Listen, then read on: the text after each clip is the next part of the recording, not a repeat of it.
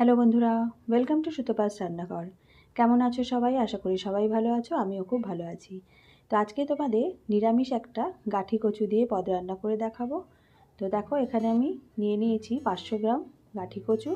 আর কচুগুলোকে এইভাবে আমি একটু গোল গোল করে কেটে নিয়ে প্রথমে একটু সেদ্ধ করে নিচ্ছি। আর এখানে নিয়েছি 2টো আলু, সেটাকেও আমি এইভাবে ডুমো ডুমো করে কেটে একটু ভাপ দিয়ে জলটা ফেলে দেবো। তো আলু সেদ্ধর সময় আমি একটু নুন দিয়েছি, আর কচু সেদ্ধর সময় একটু নুন দিয়েছি। এবারে একটা মিক্সিং জারে আমি দিয়ে দিলাম একটা টমেটো, অল্প একটু আদা, একটা কাঁচা লঙ্কা। এটা দিয়ে আমি একটা পেস্ট বানিয়ে নিলাম। এবার সেদ্ধ করা আলু আর কচুটাকে আমি 3 চামচ সর্ষের তেলে একটু ভেজে নেব। নিরামিষ দিনে আমরা অনেকেই ভেবে পাই না কী রান্না করব। এইভাবে কিন্তু তোমরা গাঠি কচু আর আলুর পদটা রান্না করে দেখতে পারো, আশা করি তোমাদের ভালো লাগবে। এটা কিন্তু গরম ভাত বা রুটির সাথে খুবই ভালো লাগে খেতে। তো যাই হোক, সেদ্ধর সময় আমি অল্প নুন দিয়েছিলাম। এবার ভাজার সময় আলু আর কচুটা আমি একই সাথে দিয়ে দিলাম। এবার দিয়ে দিচ্ছি সামান্য একটু নুন আর একটু হলুদ। এবার একটু লালচে করে ভেজে নেব। রান্নাটা খুবই সাধারণ, তবে আমি কিভাবে করি সেটাই তোমাদের সাথে আজ শেয়ার করছি। একটু ভালো করে ভেজে নিয়ে তারপরে আলু কচুটা তুলে নেব। তারপরে আমি নেক্সট প্রসেসে যাব। তো দেখো, কচুটা আর আলুটা লাল লাল করে ভাজা হয়ে গেছে, এবার তুলে নিচ্ছি। এবার ওই তেলের মধ্যে দিয়ে দিচ্ছি একটা তেজপাতা, গোটা গরম মশলা, একটা শুকনো লঙ্কা আর হাফ চামচ গোটা সাদা জিরে। ফোড়নটা 20 সেকেন্ডের মতো একটু ভেজে নেব। ফোড়ন থেকে সুন্দর একটা গন্ধ বেরোলে টমেটো, কাঁচা লঙ্কা আর আদা যে পেস্ট করে রেখেছিলাম প্রথমে সেটা অ্যাড করব।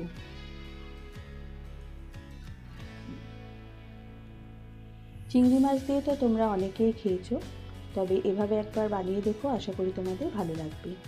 তো দিয়ে দিলাম টমেটো, আদা আর কাঁচা লঙ্কার পেস্টটা।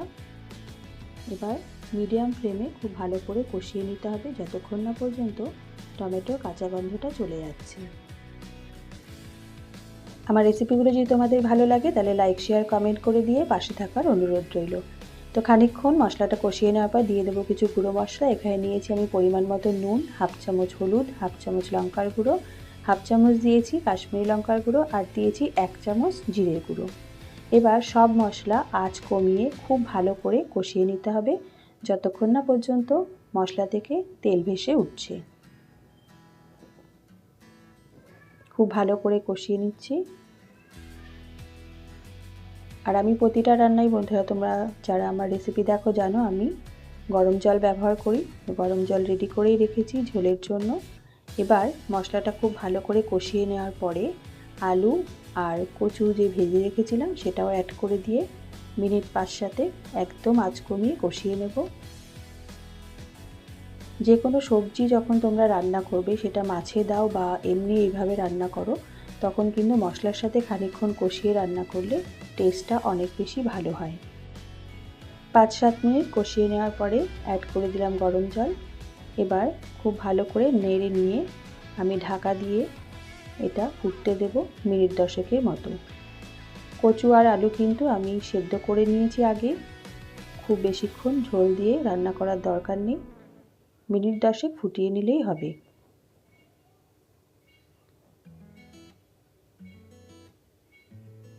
তো দেখো, খুব ভালো করে আমি ফুটিয়ে নিয়েছি। এবার এরকম একটু মাখা মাখা নামাবো। আর যেহেতু নিরামিষ, দিয়ে দিলাম 1 চামচ চিনি ব্যালেন্সের জন্য। নিরামিষ রান্না একটু চিনি দিলে কিন্তু খেতে ভালো লাগে।